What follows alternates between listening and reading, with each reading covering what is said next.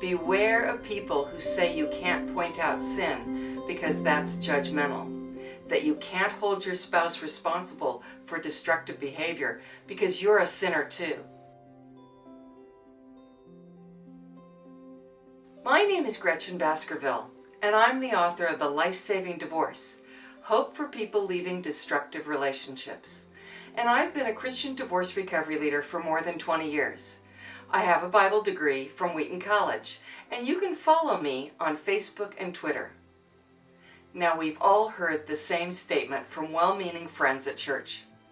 You cannot say anything bad about your spouse because you're not perfect either. Or they say, you can't point out a speck in their eye because you've got a log in your own. Or here's another one. When you point your finger, there are 3 more pointing back at you. Or this, all sin is the same in God's eyes, and therefore your sin of anger is no different to God than your spouse's sin of infidelity. Or they may say, you're guilty of unforgiveness and bitterness, and so you're worse than the abuser. Beware of people who say you can't point out sin because that's judgmental, that you can't hold your spouse responsible for destructive behavior because you're a sinner too. That's not what Jesus meant when he said, judge not that you be not judged, and they know it. This technique is called sin leveling, and you know what? People who say this are just playing mind games with you. How do you know? You know because they're furious and vocal when someone breaks into their car and steals something. You know because they cheer when a murderer rightfully gets sentenced to life imprisonment. You know they're judging right from wrong and good from evil all day long. So they're just playing a mind game with you. Sin leveling is a dangerous tactic, and people use it to silence you. They don't want to get involved. They don't want to discover the uncomfortable truth that some Christian marriages are destructive, even dangerous. They don't want to see or hear or speak of such horrific behavior. So while their phrases may sound pious, these sin-leveling techniques are dangerous to victims. It's important to speak up when someone's injuring or betraying another. As people of faith, we're called to care for the vulnerable.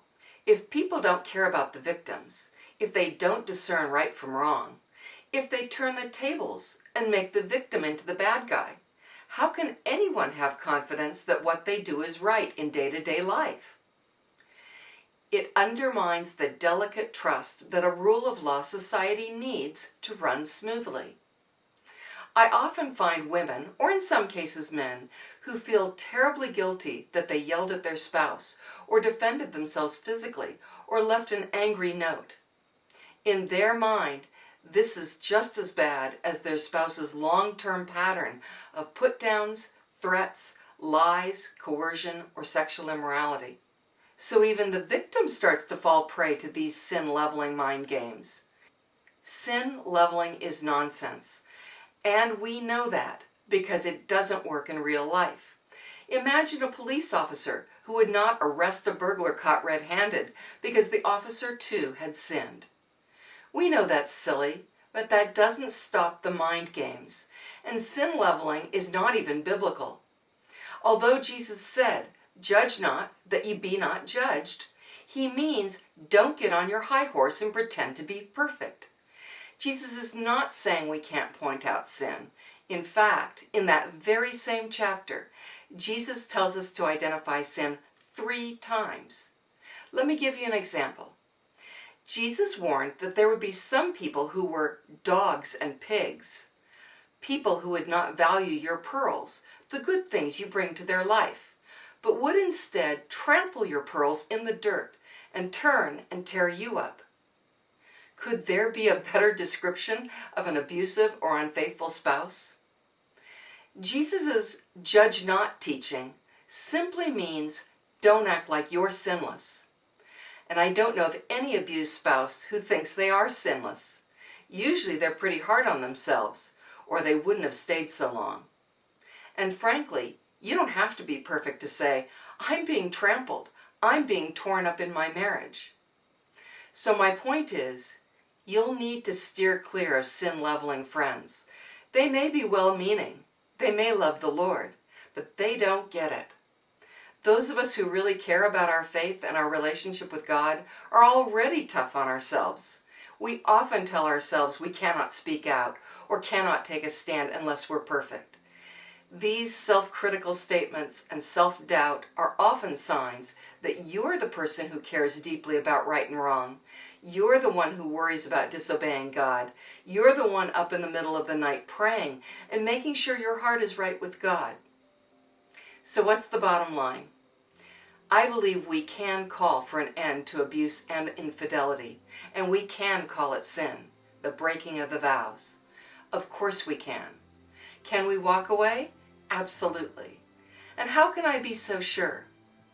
Well, some of the most powerful Bible verses tell us to get away from people, even believers, whose words and actions don't line up in dangerous ways. You can look up 2 Timothy 3, 1 through 5. Or here's 1 Corinthians 5:11, which says, "You must not associate with anyone who claims to be a brother or sister, but is sexually immoral or greedy, an idolater or slanderer, a drunkard or swindler. Do not even eat with such people."